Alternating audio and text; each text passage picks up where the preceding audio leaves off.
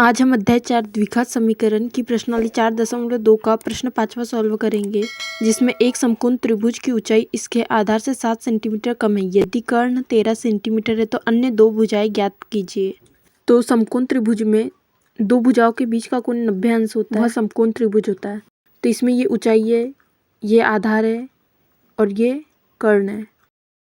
तो कर्ण हमें 13 सेंटीमीटर दिया है और इसकी ऊंचाई इसके आधार से 7 सेंटीमीटर कम है। तो हम मान लेंगे कि ऊंचाई x सेंटीमीटर है। अगर ऊंचाई x सेंटीमीटर है तब आधार x - 7 सेंटीमीटर होगा, क्योंकि प्रश्न में बोला है। तो ऊंचाई हमने x मानी है तथा आधार x - 7। अब प्रश्नानुसार प्रश्न में हमें दिया है कर्ण 13 सेंटीमीटर है। तो जैसा कि हम जानते हैं कि समकोण त्रिभुज में पाइथागोरस प्रमेय लगता है, तो हम पाइथागोरस प्रमेय लगाएंगे। तो पाइथागोरस प्रमेय का सूत्र होता है ऊंचाई का स्क्वायर धन आधार का स्क्वायर बराबर कर्ण का स्क्वायर। अब हम मान रखेंगे, तो ऊंचाई हमने x मानी थी तो x का स्क्वायर धन आधार हमने x ऋण 7 माना था तो x ऋण 7 का होल स्क्वायर बराबर कर्ण हमें 13 सेंटीमीटर दिया है तो 13 का स्क्वायर। यहाँ पर x ऋण 7 का होल स्क्वायर सर्वसम्मिका a ऋण b का होल स्क्वायर जैसे, जिसका मान a स्क्वायर ऋण 2ab धन b स्क्वायर होता है। तो यहाँ पे a का मान x है और b का मान ऋण 7 है। अब हम सर्वसम्मिका का मान रखेंगे तो x स्क्वायर धन यहाँ पे a का मान x दिया है तो x स्क्वायर ऋण 2 गुणित a का मान x है तथा b का मान ऋण 7 धन b का मान यहाँ पे ऋण 7 है तो ऋण 7 का स्क्वायर बराबर 13 का स्क्वायर करेंगे तो 169 आएगा। अब इसको सॉल्व करेंगे तो x स्क्वायर धन x स्क्वायर जुड़ेंगे तो 2x स्क्वायर होगा, ऋण 7 और 2 का गुना होगा तो 14 आएगा। अब ऋण 7 का स्क्वायर करेंगे तो ऋण 7 का गुना ऋण 7 से होगा, तो दोनों चिन्ह समान है तो कट जाएंगे और उसको सॉल्व करेंगे तो 49 आएगा बराबर 169। अब इसको सॉल्व करेंगे तो 2x स्क्वायर ऋण 14x धन 49 ऋण 169 पक्षांतर होगा तो ऋण 169 आएगा बराबर 0। अब 169 में से 49 जाएगा तो 120 आएगा और बड़ी संख्या के आगे ऋण का चिन्ह तो ऋण आएगा बराबर 0।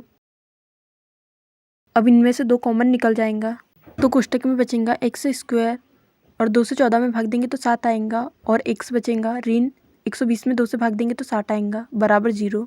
अब 2 इधर पक्षांतर होगा तो गुने में आएगा, तो 0 का गुना 2 से होगा तो 0 ही आएगा। तो x स्क्वायर ऋण 7x ऋण 60 बराबर 0 आएगा। अब 60 और चर के गुणांक को गुना करेंगे तो 60 आएगा।